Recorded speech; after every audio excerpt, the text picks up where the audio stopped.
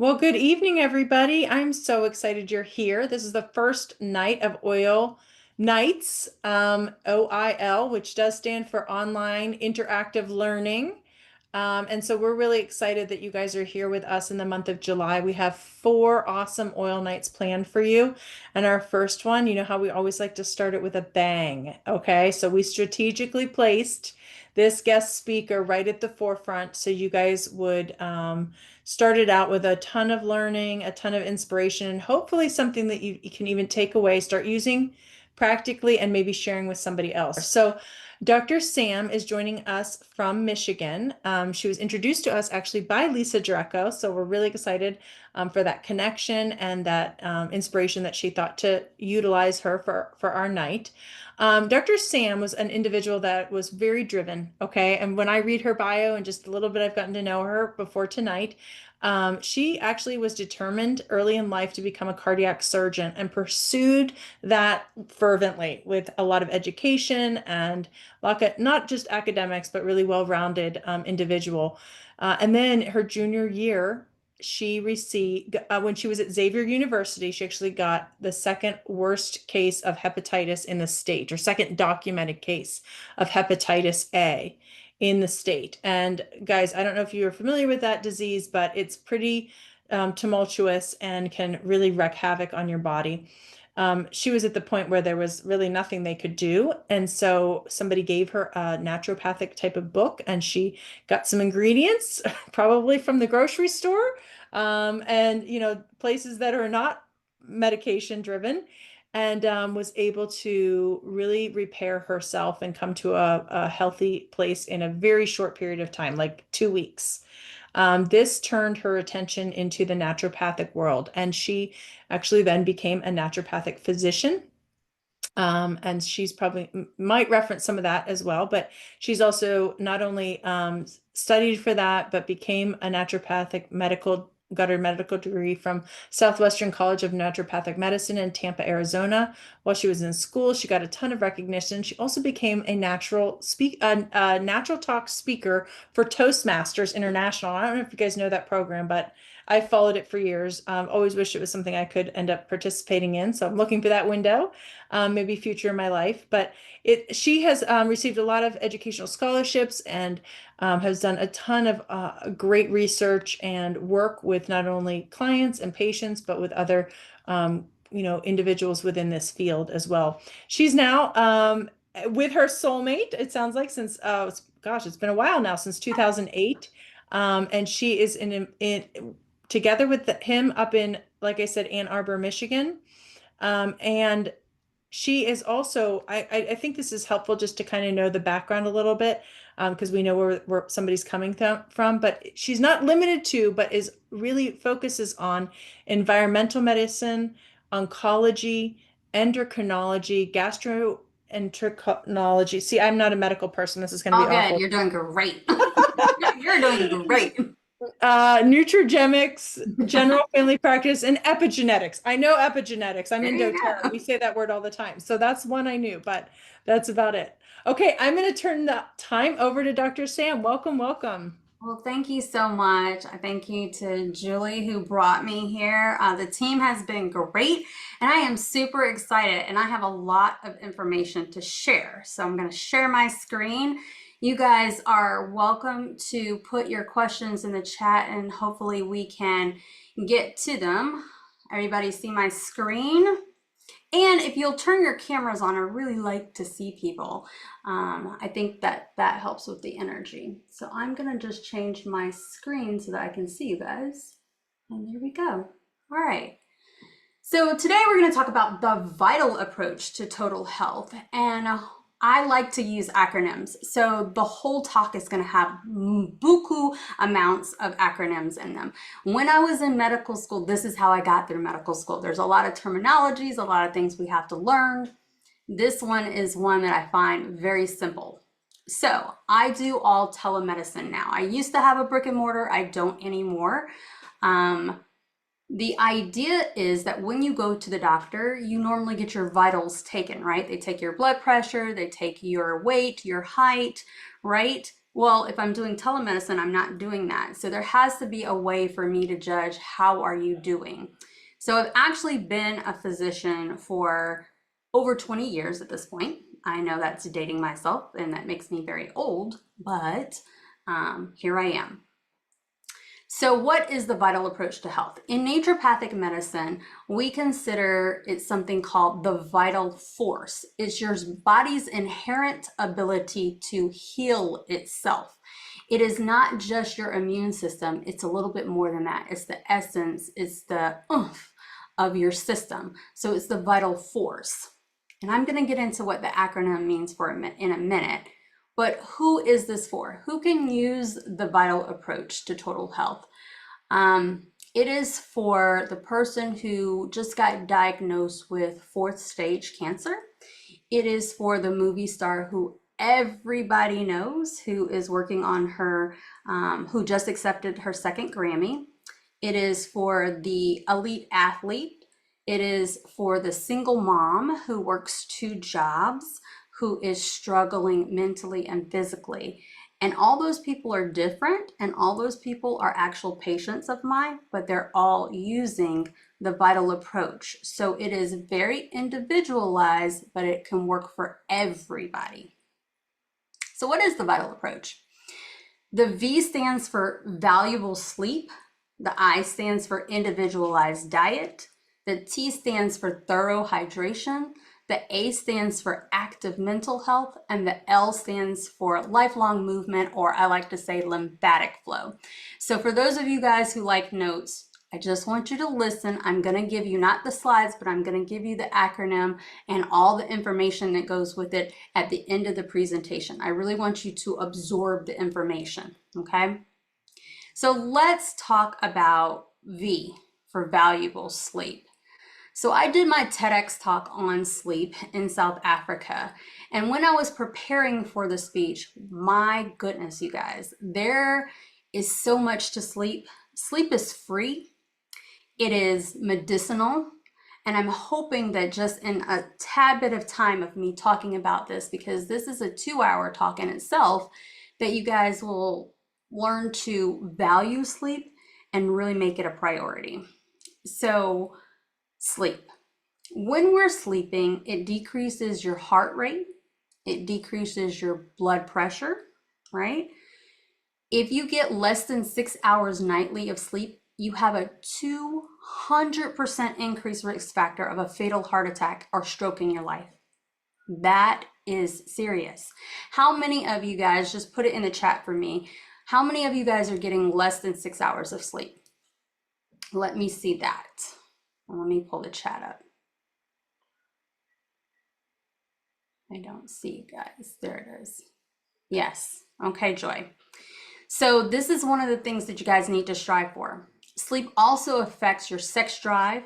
It affects your fertility. So if you are young and you're trying to get pregnant, we had fertility issues in my house. My husband and I, he was getting less than 6 hours of sleep. Men specifically that get 6 hours or less of sleep have a 10% decrease in their testosterone levels, or someone 10 years their senior in testosterone levels.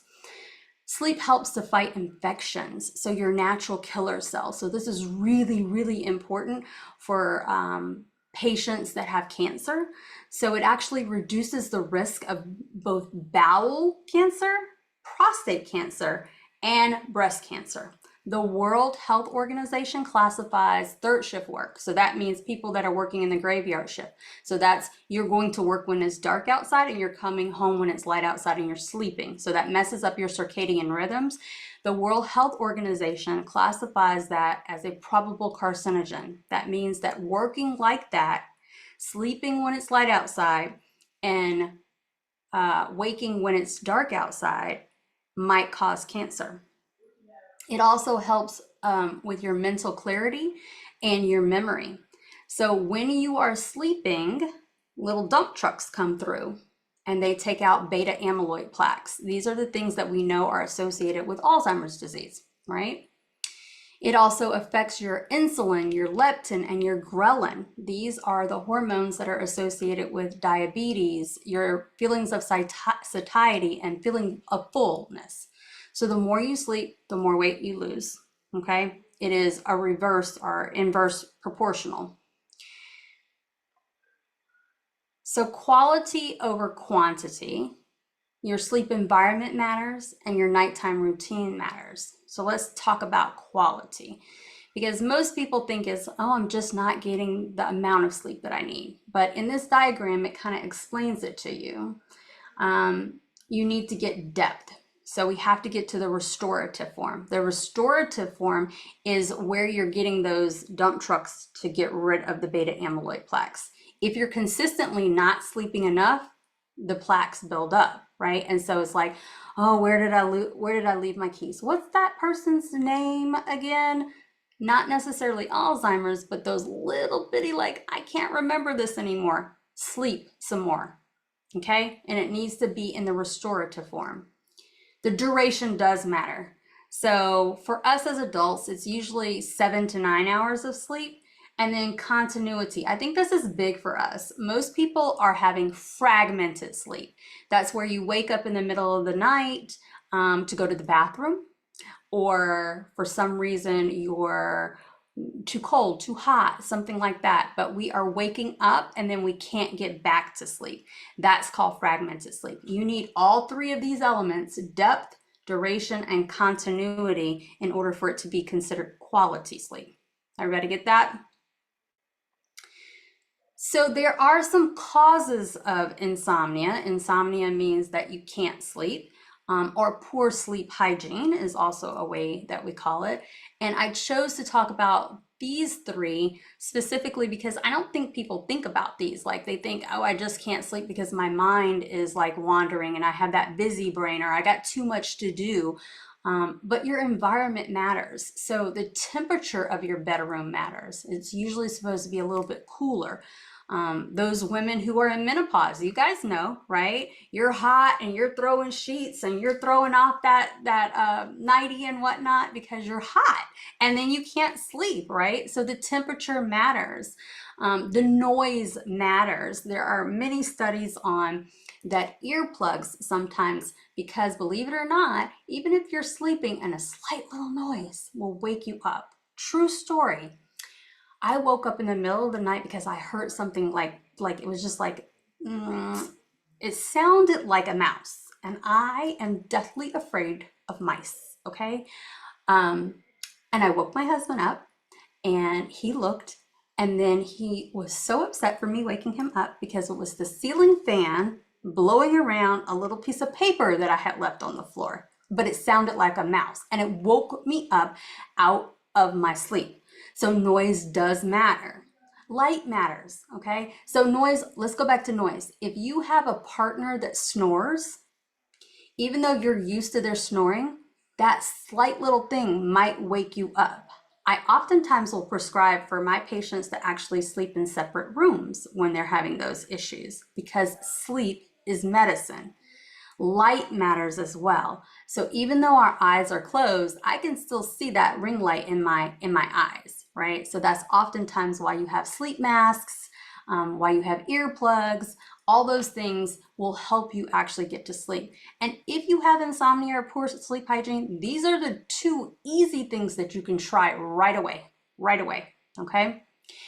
I don't think a lot of people think about medications, and they are prevalent in causing insomnia. So cold and flu medication, pain relievers, thyroid medication, so hyperthyroid, hypothyroid, Hashimoto's, Graves' disease, high blood pressure medications, contraceptives, diuretics, antidepressants, ADHD medication.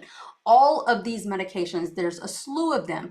So check your medications and see if they cause insomnia if you're having issues sleeping. Illnesses and other causes. Medical illnesses can also cause sleep hygiene issues. So Parkinson's, hyperthyroidism, reflux disease, RLS, which is reactive leg syndrome, chronic pain. These all can cause sleep hygiene issues. So I want you guys to be aware of them so that you know.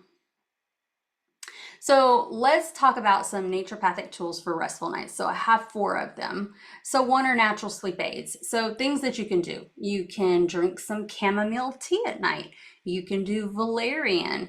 My last choice is melatonin, and I know that's really big on the market and whatnot, but melatonin is considered a hormone. It is the master hormone of our immune system. If we are sleeping properly, melatonin is naturally made between the hours of 10 p.m. and 2 a.m. So those are the most crucial 4 hours that you need to be asleep. So ask patients, yes, restless leg syndrome. Thank you, Carol, for correcting me.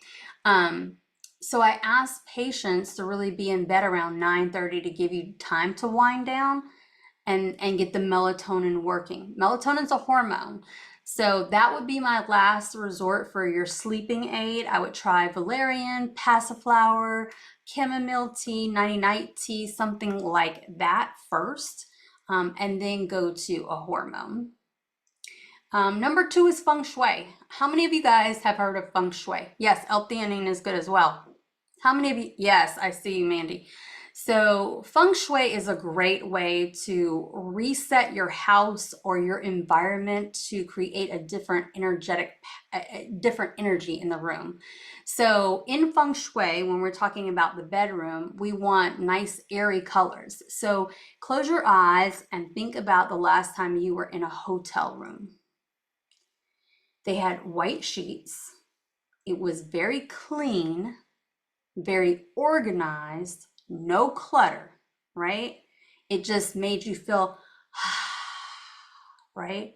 There is a science behind why they have those colors, why they have the thread count, why there's certain pillows, why in certain high-end luxury hotels you can now go in and they have a menu of different pillow options and they have, oh, do you want us to change the mattress, this, that, and the other, because they want repeat business and they know that sleep is so important, right?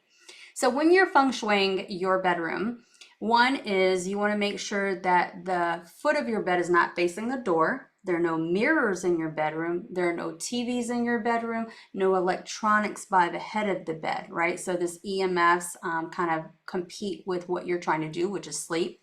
Nothing underneath the bed, because the clutter underneath the bed comes up and it clutters the brain, right? Light airy sheets. I would say white, but I have seafoam green on my bed right now, and I also have a very light gray that I use as well. Pastel colors are pretty much okay as well, but the bedroom is only for sleep and sex. That is it. It is not to work. It is not to eat. It is not to watch TV. Okay? All right. So like I said, your bedroom is your sanctuary. It should be cool. It should be dark. It should be quiet. Dark means that the melatonin is being produced. No electronics an hour before bed. You want to reduce those EMF reductions. So blackout curtains if you need them, right? The third one that I want to talk about is the NAP system. So I told you I love acronyms, right? So this is NAPP. So I'm going to go through this very quickly. Take a screenshot if you want to. So the N is for no. You're going to say no to caffeine about anytime after 4. Some people need to say no sooner than that. Yes, there's a recording. Could be 12 p.m. for you. Just depends upon your tolerance to caffeine. And what I will say is that most people are thinking coffee, but remember that chocolate has caffeine and herbal teas have caffeine in it. So just be careful with what you're eating and drinking that contains caffeine. Say no to blue lights. So blue lights are your screen, your phone, your electronics, your TV. You can get blue blocking glasses like this. You can turn your phone down at a certain time. Mine automatically turns down at a certain time. TVs don't have that just yet, so just be cognizant of that. These blue lights are the same light that we get from the sun, and it makes you more alert. So we don't want to do that when we're trying to go to sleep. Say no to clutter under your bed, no electronics near the head of the bed, no to bringing work home. I know that's easier said than done, but try, right? The A is for the appropriate amount and time. So I just talked about 10 to 2. You usually need more than 6 hours. The way that you know the amount of time that you need to sleep is you need about 3 nights. Okay.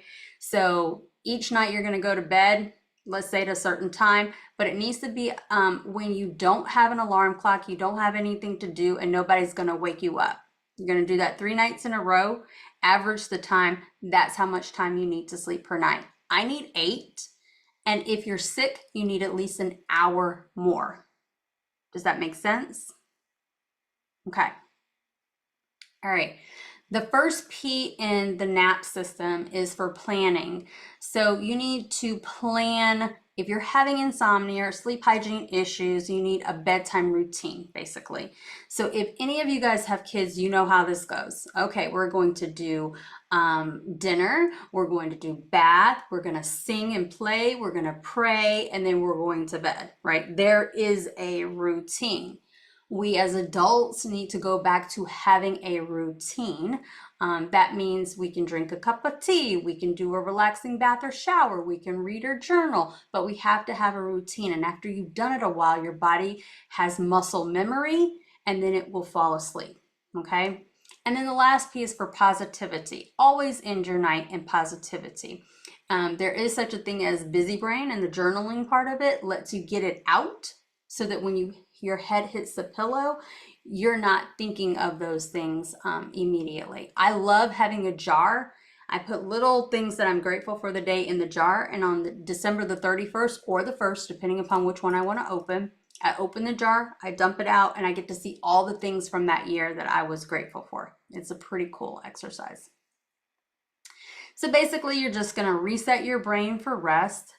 And then the last thing is essential oils. You always want to set it up, set the tone. Like I like to actually get the essential oils going, certain ones in the bedroom specifically, so that my senses know, okay, that smell is associated with it's time to go to bed.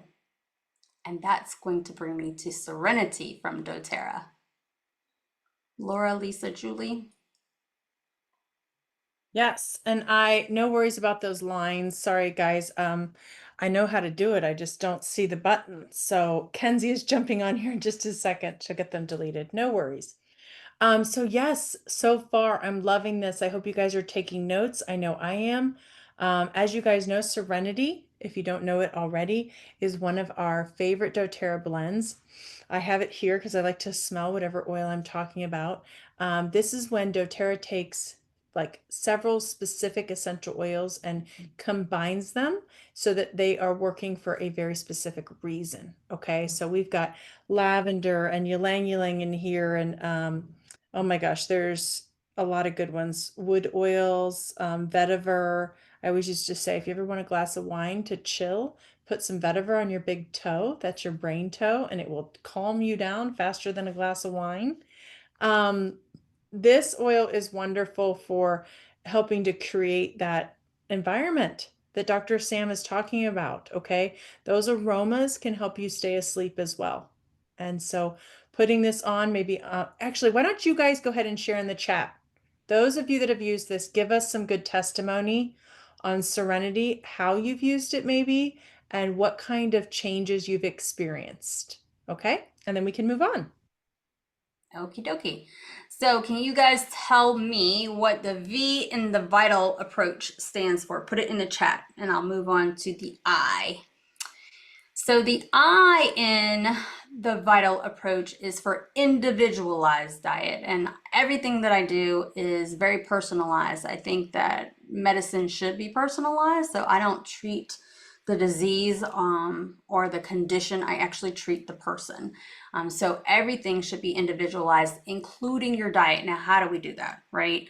So the ideal diet would, to me, be blood type diet, looking for food sensitivities, and then meal planning. And so let me get into that for you. So one size does not fit all. The right diet should work with your genetics. It should be genetic based. It should work with your digestive system and your immune function. It should be individualized. It should reduce inflammation and support your healing. And you should feel better faster when the food works for your body. So I know you guys have heard this before, but food is medicine. So I think that, yeah, Laura said it. I practice nutrigenomics. So here is Peter D'Adamo. So Dr. D'Adamo is the author of the New York Times bestselling book, Eat Right for Your Type. So the history behind this is that Peter's father, James D'Adamo, was also a naturopathic physician. So he actually studied, graduated from naturopathic medical school, and then went over to Europe to practice. I'm not really sure why he came back to the States, because that would be really cool to practice in Europe. But he came back. And when he came back, for some reason, so it must have been something in Europe, I still haven't gotten that out of D'Adamo yet. But for some reason, he started blood typing all his patients. And he started cataloging. We didn't have electronic medical records back then when James was practicing, but he cataloged, like, this person does this person does this. Well, Peter was coming up, and in naturopathic medical school, we have to do research projects, right? So I did mine on cardiovascular system and intercessory prayer. Well, Peter was like, I'm going to prove my dad wrong. You know how folks do. You know how kids do, right? I'm going to prove my father wrong. So he set out and did a bunch of, you have to do research, and he found all these articles, all his dad's information, and what he found was that his father was correct. So that's how the blood type diet, or Eat Right for Your Type, was born. It's all the information that he compiled. So let me explain that there are a lot of information out there that says that the blood type diet has been debunked or demythed, and that it's not real and it doesn't work. So let me explain the difference between empirical evidence or data and then your double-blind placebo controlled trial, right? So empirical evidence is how we start all studies, right? So we see something, it's repeatable, we're like, there's something to that, right? Let's see what else we can do with that. That normally leads to a double-blind placebo-controlled trial. In naturopathic medicine and food, usually you don't get funding for that. We have not got funding for that. But when I say that there are millions and millions of people in every single country who have done the blood type diet and have done it with success. So let me explain the science behind it. Well, first of all, let me back up and explain how I'm with Peter, all right? So in naturopathic medical school, Peter was friends with the president of my college. He came to speak and teach us about the blood type diet. I raised my hand and was like, yes, I want to know my blood type. Tell me about it. Because after his lecture, I was like, I'm totally doing this with my patients. He poked my finger. I turned out to be a blood type O. At this point in my life, I was a poultry vegetarian, which is a made-up concept by me, but I had been for 15 years already. So that means that, one, I was allergic to seafood, so I didn't eat any kind of seafood. I didn't eat red meat. I only ate turkey and chicken at this point. Being a blood type O, I'm going to go into the blood types, but that meant that I was supposed to be eating red meat. Yikes. I can't tell my patients to do that if I'm not doing it myself. So I went out and I had a gyro that day, which is lamb and beef mixed, right? You guys, it was testing week, and I felt like I had put my finger in a socket, and I was like, I have so much energy, so much energy. It was like that fast for me. Peter then went on to ask for me to be his first resident and only resident in his practice. He wrote the Genotype Diet, which is his other book, while I was his resident. I ran his clinic for 2 years, and he wrote the foreword to my best-selling book. So that's how I know Peter. So the science behind the blood type diet is that it's lectins. So you have a lectin, which is a protein that's on your genes or your cells. You have lectins and proteins that are also on food. Think of it as a lock and a key. So if it's circle, it fits. If it's circle and a square, it doesn't fit. Same with your blood types, right? There are certain foods that don't work with certain blood types, just like you can't transfuse certain bloods into certain bloods. Does that make sense? It's the easiest way that I can explain it. Certain foods don't fit in your receptors. Oh, I see people know their blood type. This is awesome. I was just about to ask that. So I'm going to go through this very quickly because it's not about blood type right now. So blood type O is supposed to be meat eaters, really lean meats and greens. You should avoid wheat and dairy. It causes inflammation, okay, for us. Medical risk factors for blood type O are blood clotting disorders, inflammatory disease, think arthritis, low thyroid, ulcers, allergies. Blood type O's have a high amount of hydrochloric acid in their stomach, so they are able to digest the meats better, okay? Blood type A. So as we evolved, we became more of an agrarian society. We understood how to farm. So we didn't go and hunt for meat as much. So we had lower stomach acid, which means that we can't digest the meat. So they should be vegetarians. So vegetables, tofu, think of beans and legumes, things that have high protein in them because they're not eating the red meat. So you're going to avoid red meat at all costs. Blood type A's risk factor is heart disease, cancer, because cancer for some reason in a blood type A looks familial. It's like, oh, your cousin. And so the immune system just lets it go. Most of my patients that I have that have cancer are blood type A. Even if you don't have cancer and you're blood type A and you're coming to me, I'm absolutely going to treat and do preventative oncology. Anemia, and the reason why anemia is a medical risk factor because most people that are blood type A are not eating red meat already. And the reason why is because you guys don't even like it. Your body knows it doesn't like it, so you're not getting the iron that you need. It's really important to be very cognizant of the things that have high iron like nuts, seeds, and leafy greens for blood type A. Blood type A also has liver gallbladder disease, type 1 diabetes. So blood type B, you guys are so much fun. Like I see y'all a mile away. You guys shouldn't have dairy and you shouldn't have eggs. You should have dairy and eggs. You guys can have that, but you have to avoid chicken, corn, soy, and peanuts. So when I say that chicken and corn, those two are really important. Normally I'll have somebody come in and they're like, I've had headaches or I've had psoriasis. It's usually skin issues or a headache for years and no one's been able to get rid of it. And I'm like, oh, they're a blood type B. I have them avoid it before I even get the lab work back. And 2 weeks later, maybe sometimes sooner, everything's gone because it's that crucial. And you guys are very addicted to these two things if you're a blood type B. So I just want to see in the chat, if you know you're a blood type B, let me know whether or not I'm telling the truth. Do you absolutely love chicken, have it more than 2 to 3 times per week, and corn as well? So tell me in the chat.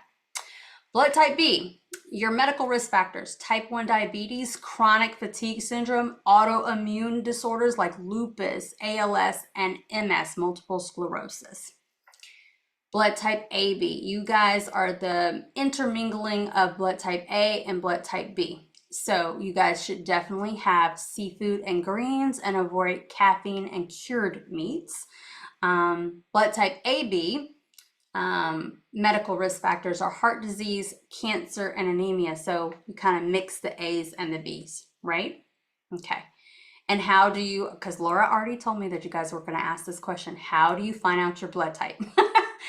So one easy and very cheap way to do it is go donate blood. 2 for 1. You get to know your blood type and you get to give blood, right? If you go ask your doctor to do your blood type, most of them are not going to do it. I don't know why, but I've had multiple patients tell me that they said no. I'm not really sure why. But if you ask them, it's called an ABO-RH typing is what it's called. ABO-RH typing is what you want to ask the doctor for, or just go donate blood.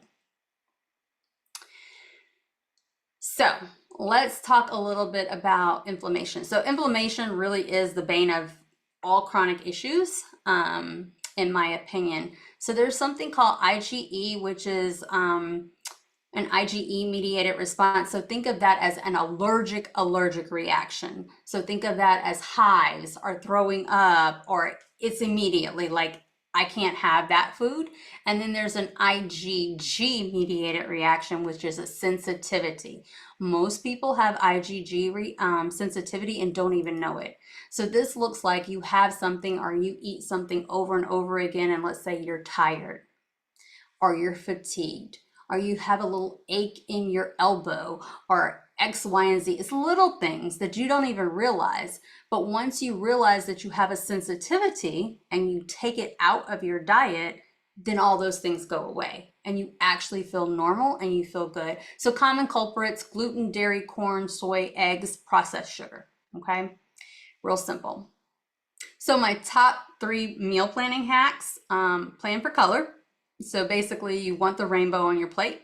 Batch balance. So you want to have most of the plate are vegetables, a good portion of protein. You can have some grains on there as well.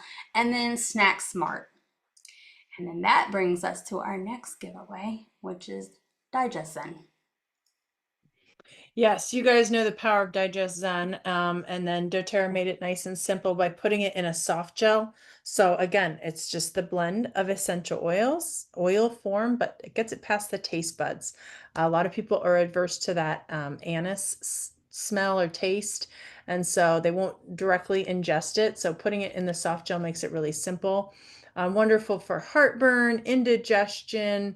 Do you ever eat something and you're like, oh, that's not settling quite right? Or I didn't realize there was gluten in that, soy sauce that you put on those nuts that I would never have guessed. And so that can be a great solution for that too. So we take it with us everywhere, whether it's the oil or not. So this is one of our giveaways tonight too. If anybody has a testimony about Digest Zen, put it in the chat and share with others. Awesome.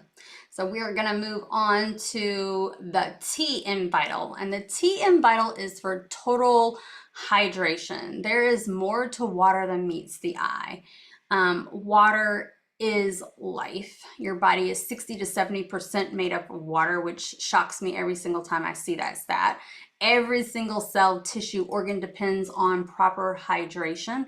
Even mild dehydration can impair your memory, your mood, your digestion, and your detox. But what I love to talk about is, what are the organs that have the water? And I'm always shocked that the lungs have the most amount of water. Isn't that weird? Like, who knew, right? So water lubricates your joints. It prevents cramping of muscles, and it actually makes your muscles stronger. For your lungs, the lining of your lungs actually get thinner with hydration. So it's easier for the oxygen and the carbon dioxide to exchange. Does that make sense? If it's thicker, you're dehydrated, and so it can't do the exchange as easily.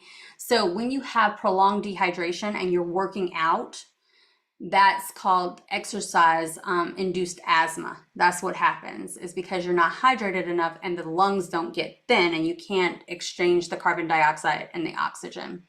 So for the kidneys, water prevents stones in the kidneys from sticking together, and it flushes out bacteria and it prevents UTIs. Water carries oxygen and nutrients to each cell in your body, and it's pumped through the heart. And for your skin, this is really important for us girls, right? So drinking plenty of water hydrates our skin cells. It plumps them up. It makes our face look younger. Water helps us to replenish our skin tissues. It moisturizes your skin, ladies, and it increases the elasticity of your skin. It flushes out the impurities, it improves our circulation and our blood flow, and it helps our skin actually glow. The fun one that I absolutely love is the brain. So water, like, who would think that water helps anything with the brain? But it does. It actually improves your concentration and your cognition. It helps to balance your mood and your emotions. It helps to maintain your memory function. It increases the blood flow and oxygen to your brain, and it prevents and helps relieve headaches. It also helps reduce stress. So if that is enough for you all to start drinking water, in my opinion.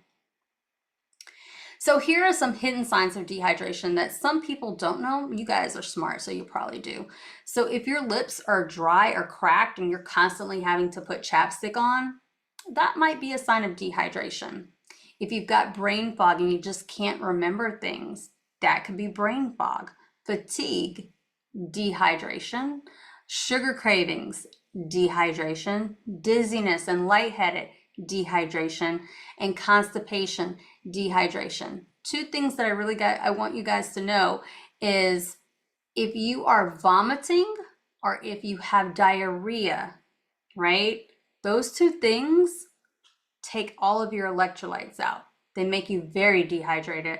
So if you have kids, if you have colleagues, if you have significant others or yourself and they're sick, they've vomited or they've had diarrhea, please make them drink. And I'm not just talking about water. So when I'm talking about hydration, I'm talking about electrolytes. So magnesium, potassium, all the things. So when you're running a marathon and you crash at the finish line and you're just like, I'm done, and they have to take you to the medical tent, they are not filling you up with water. They are giving you an IV of electrolytes because you are now dehydrated. Okay. Another super easy trick for dehydration is take the top of your hand. So everybody get your hand out. And then you're going to take your thumb and your index finger, push out, and then pop out. If it goes right down, you are hydrated. If it stays up, which we call tenting, you are dehydrated. Okay? Very easy trick to check. So I have a question for you guys and put it in the chart. Oh my gosh. Put it in the chat. How much water should you be drinking on a daily basis? Have you? Oh, Mandy is smart. She already got it. Yes, half your body weight in ounces per day. So if you weigh 140 pounds, that means you should be drinking 70 ounces of water per day. Okay, 70 ounces. So half of your body weight in ounces per day. Oh, I like this. You got smart folks, Laura. Smarty pants. But if you're like my patients, they're like, I cannot drink all that water. I will just be peeing all day long, Dr. Sam. So here is an alternative that you can get some water into your system. So beyond the bottle, you can eat cucumbers. They're 96% water and they have some electrolytes. Watermelon are great. Leafy greens, bone broth, and sea salt water. Okay. So my top 3 hydration hacks are start your day with a mineral boost. So add sea salt or trace minerals in the morning to a glass of water. Use a hydration tracker. They also have bottles now that like light up. And you can infuse for fun. So you can add lemon, mint, berries, whatever you want to flavor your water if you just don't like plain water. Which brings me to the third giveaway. Nice. And tell us guys in the chat too, like what oils do you like to hydrate your water? Because she suggested some, and maybe you have some that are unique to you. We are giving away tonight a box of the V.I.T.A.L, the strawberry recharge, and these are the electrolytes. And I do these in the morning. Before we had them, I was putting salt. I do magnesium. I started taking magnesium last winter when I injured my back, which ended up being pelvic floor related, which was crazy, but magnesium worked 1,000 times better than the muscle relaxers they tried. And then I found all of a sudden that my body was working better in all these other ways, sleeping better. I was going to the bathroom with ease. It was just all the great things. So I definitely do one of these every morning. Sometimes I do one in the afternoon. Like today, I was sweating all day at the Columbus Zoo, and so wanted to replenish. So on the way home, I just added one of these to my drinking water. You just shake them up. But that sea salt in there, the ingredients in there, you know how doTERRA does it. They curate them from the very best places all over the world, and that sea salt's from off the coast of Japan, very deep depth and into the ocean, and it's amazing. So hopefully you guys are using that. Tell us, do you like the recharge strawberry or do you like the lemon lime better? There's 2 flavors. I All like right. both of those. That sound yummy. I like both the flavors. So, okay, we are on to the A in Vital. So we've done V for valuable sleep. We've done I for individualized diet. Now we're on A for active mental health. So I think that your mental health is just as important as your physical health. So there is a gut brain connection, right? And the gut holds about 85% of your immune system. We know that your mind, what you think, can actually cause a physical reaction in your body. So it's really important that your mental health is intact as well as your physical health. So here's another acronym for you. Get your daily dose of happiness hormones. So DOSE is an acronym for the neurotransmitters, dopamine, oxytocin, serotonin, and epinephrine.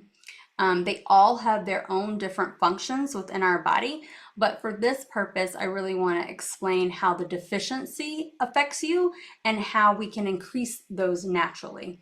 So specifically for dopamine, dopamine looks like if you're crashing and you've got a dopamine, what I call deficiency, you procrastinate.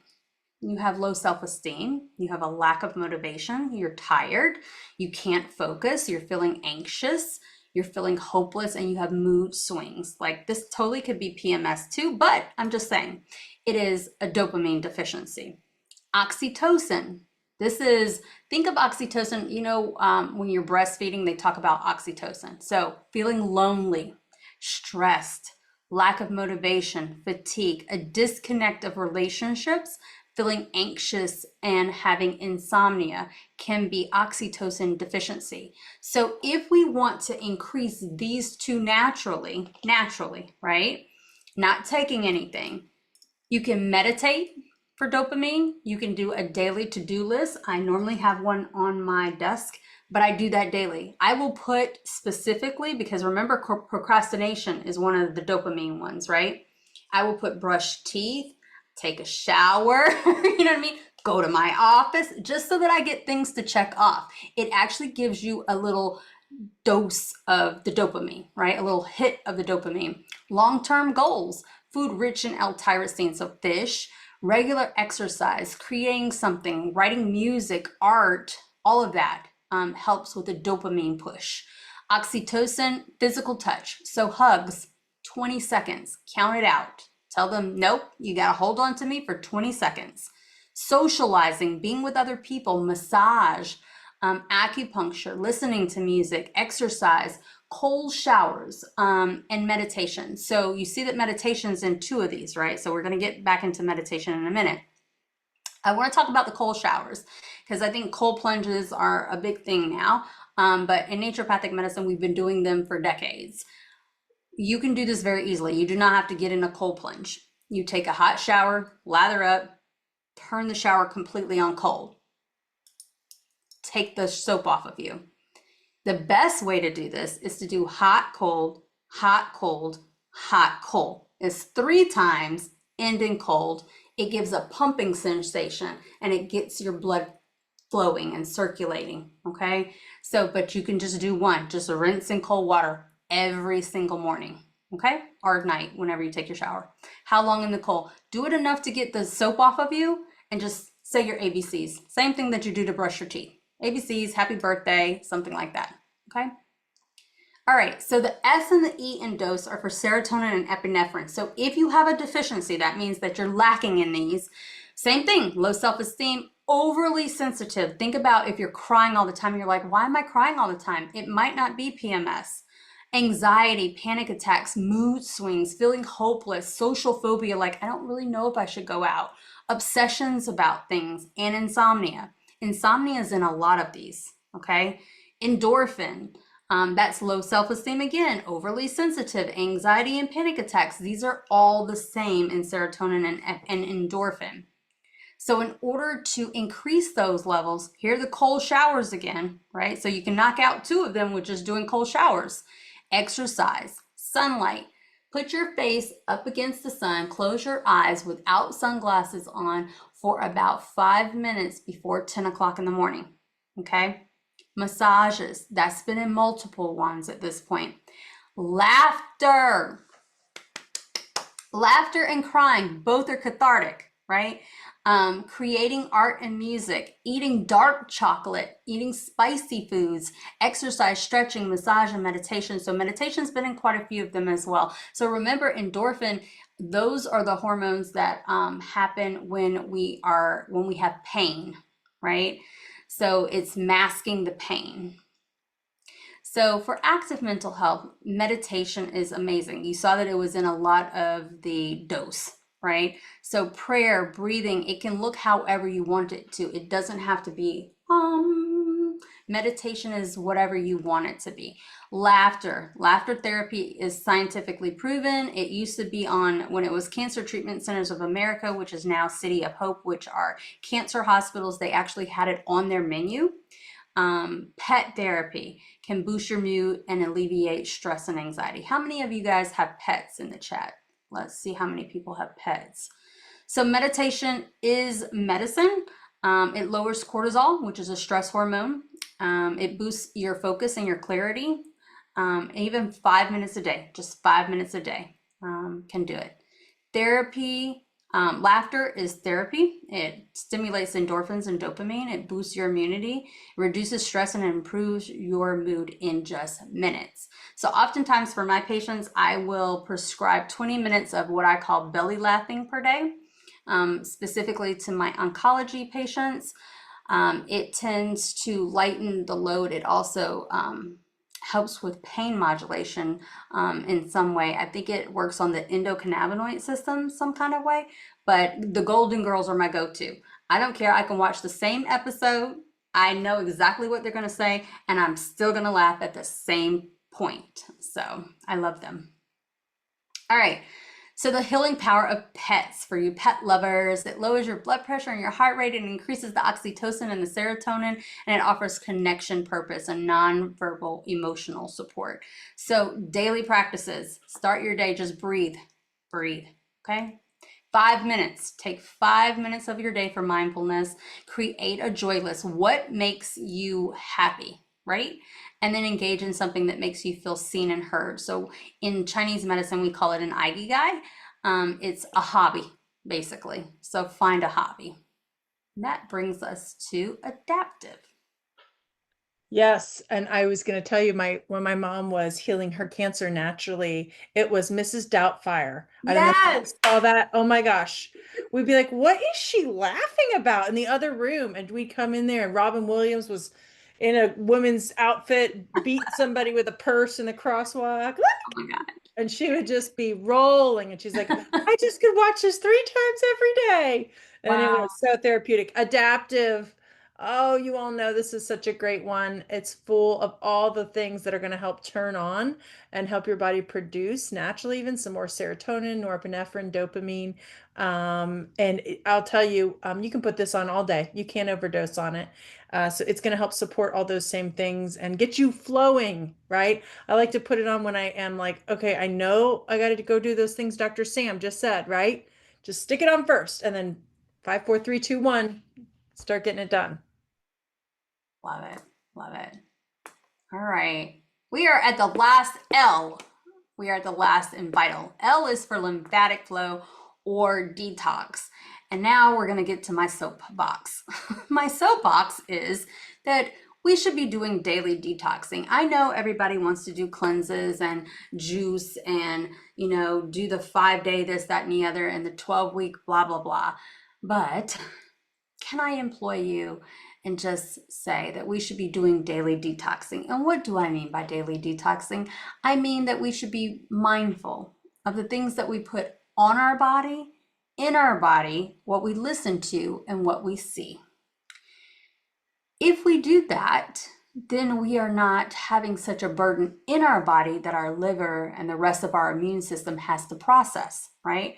So we've already talked about food, right? So if we're eating a clean diet that is individualized and genetic for us, then we're not having so many sensitivities to things. We're not having inflammation.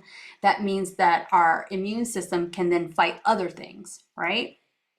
We already talked about mental health, right? That was the A. So that also means, and what I didn't talk about that in is the news, people around you, things that you hear, those can be toxic, right? People can be toxic, things you watch can be toxic, things you hear can be toxic. And remember, I said there's a gut-brain connection. So be mindful of the things you put in your body, the things you see, the things you hear, right? And the things on your body as well. So the soaps, the shampoos, the conditioners, the lotions, the makeup, all of that stuff has the possibility to be toxic as well, especially like estrogenic things that can cause breast cancer or other hormonal cancers. So just be mindful. And that's what I'm talking about when I say daily detoxing. So let's talk about detox. So detox really is a drainage funnel. And I don't know if you guys have ever seen this. Have you guys ever seen a drainage funnel? Let me know in the chat. So the funnel, this top portion, which most people don't know about, is called glymphatic, right? The glymphatics is your brain. You detox from your brain as well. The lymphatic is where most people know about. That's your kidney and your liver. And then the bile is your gallbladder. And then the colon is, most people know we poop, right? That's your colon. So this is how we detox. It's a drainage funnel. In naturopathic medicine, we learned it as your emunctuaries. So your emunctuaries are how the toxins come out of your body. So you have a primary and a secondary emunctuaries. So primary emunctuaries, you can sweat it through your skin. So your skin actually is the largest emunctuary that we have in our whole body. So sweating, you can do solid waste, which is poop. You can do liquid waste, which is pee, and then gaseous waste through the lungs, which would be breathing out the carbon dioxide. Okay. Let me know if that was helpful and if you guys knew that.